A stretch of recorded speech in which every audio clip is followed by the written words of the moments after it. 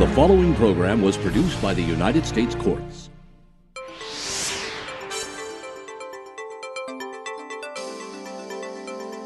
As I mentioned before, some debts cannot be discharged in a bankruptcy.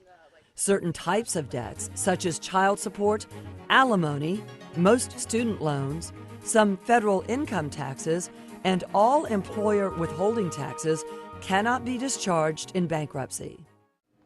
The debtor's wrongful conduct may make some debts non-dischargeable.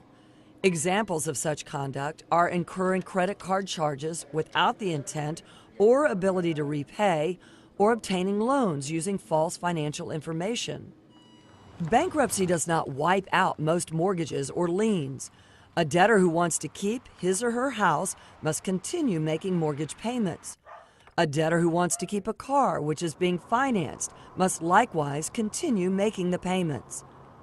A debtor who is behind on mortgage payments may use Chapter 13 to keep his or her home by catching up on past due payments over time, plus making regular mortgage payments. And in a Chapter 7 case, certain property can be redeemed from a lien, or in other words, purchased for what it is worth.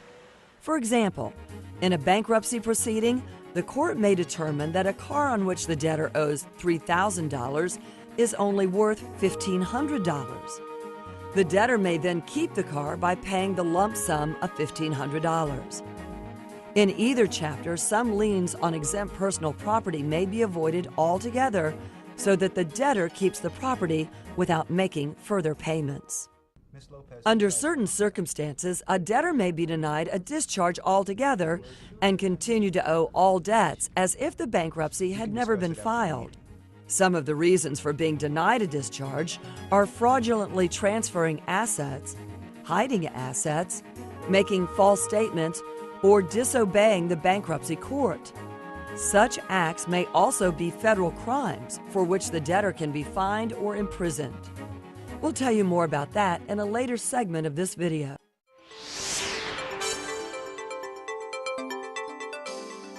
The Bankruptcy Code limits the frequency with which an individual may receive a discharge. These limits depend on the chapters under which the debtors file. As mentioned earlier, the law permits debtors in bankruptcy to keep or exempt certain property in order to make a fresh start. However, to keep liened property, such as a home or a car, the debtor must still pay the secured debt. In Chapter 7, the exemption process means that a trustee cannot sell exempt property for the benefit of creditors. Generally, the trustee can only sell non-exempt property. Sometimes an item of property is only partially exempt, and the trustee can sell it and pay the debtor the amount of the exemption. For example, if the debtor owns a car worth $3,000 and lives in a state where there's a car exemption of $1,000, the trustee may sell the car, give the debtor $1,000, the exempt amount, and use the remaining $2,000 to pay creditors.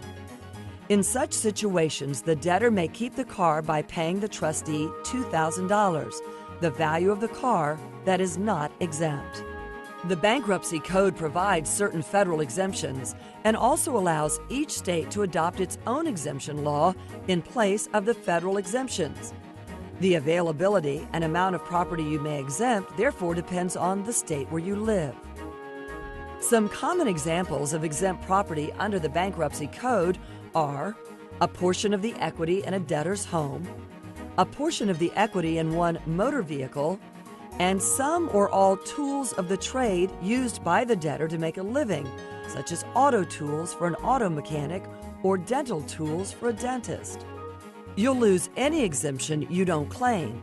It's therefore very important for you to consult an attorney to determine which exemptions are available. It's also important to carefully list, describe, and value all property you claim as exempt in the schedules filed with your bankruptcy petition.